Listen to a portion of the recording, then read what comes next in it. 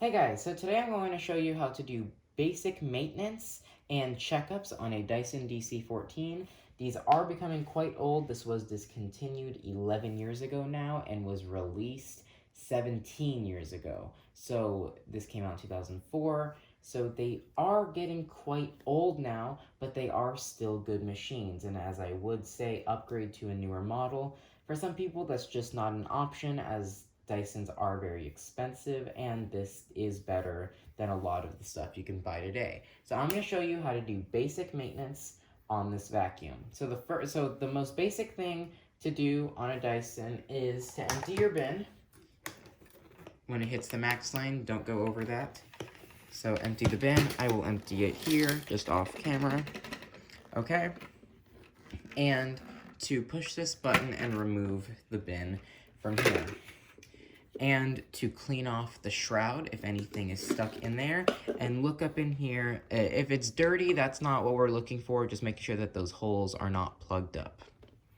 It's also important to clean off your seals. I would just take a wet paper towel and just clean off the seal there, and clean off this seal here to make sure that you're actually capturing all that dust, to make sure that those seals are clean. And make sure that the seals here are clean as well. Wipe off these seals as well. If they're damaged, replace them. They're not very expensive. Next is filters. So there's 2 filters on this model. Lift up here and wash this filter every 6 months. If this filter is becoming just horrible and broken and all that, it's a good idea just to replace it with a new one. Not very hard. And I have a video on that. I'll leave a link in the description how to replace the filters. There's a second filter on this machine. You're just going to use a screwdriver to access it.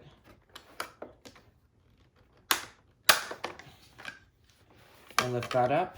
Now that is quite black. I would recommend replacing that. This should be replaced, I would say, every 3 to 6 years. And this one is 13 years old, so this is well overdue for a replacement. Just make sure that is clean. And if you're going to replace this, make sure that it has the gasket. I have a video on that in another video. I'll leave a link in the description how to replace your filters.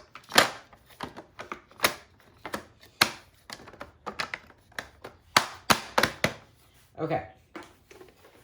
Next, the next main thing that every person who owns a Dyson should do is know about your brush roll. Making sure that your brush roll on and off switch works, and on this one it does. And let's take a look at the brush roll. This brush roll actually looks pretty good because it is new, actually. Let me put it in hard floor mode real quick. So you want to cut any loose fibers or hairs on here. If you need a little more access, you can take a coin or a large screwdriver to this and just remove the base plate, and it'll give you a little more access to cut all this off. If you need to replace the brush roll, I have a link in the description on how to replace the brush roll. And if you need to replace the clutch, I have a link in the description on how to replace the clutch. The clutch should be replaced every, I would say, 3 to 6 years as well. And if you don't know if your clutch needs replacing, I will show you how to know if your clutch needs to be replaced. To know if your brush roll needs to be replaced, pretty much if your brush roll should spin pretty easily, and mine does. Your bristles should stick out of the bottom of the base plate, so just take a screwdriver like this, and see, they do stick out. And the bristles are not broken, they're still in good condition. To check if you need to replace your brush roll, all you need to do is just hold down on this very tightly and turn it on. You should hear a ratcheting noise. Well, with it in carpet mode, actually. Sorry about that. So you should hear a ratcheting noise in carpet mode.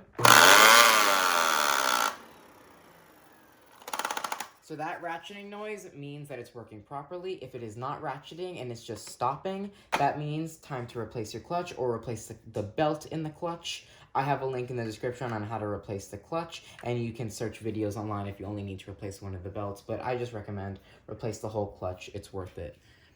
Okay? If everything is good down here, then I would just check in here for any clogs. If your machine, you know, you should know how to check for clogs. There's a check here. You can look for clogs here. Clean off the seals. If any seals anywhere you need to replace. Check your main hose in the back for any splits or tears. If there are splits or tears, you need to replace it. And one of the main other things, maintenance-wise, is the lower hose. This is your lower hose or internal hose. Check this, make sure it's not split or torn, and that it still springs up the base plate. So if I push it in, this one doesn't really do it and it needs to be replaced. It should spring it right back out. Sometimes you can just flip these hoses around and it will work, but overall I just recommend replacing that. I'll have a link in the description to an internal hose as well. So yeah, that is pretty much the most basic maintenance to do on a DC14. Pretty much clean your filters, clean your seals, make sure your brush roll is in good working order, and you will be pretty much fine, and make sure that your hoses are good. And that's pretty much all the basic maintenance. I could go a lot more in depth, but this is something that every homeowner should do, or every Dyson owner should do. So yeah, thanks for watching. I really hope that this helped. So yeah, bye.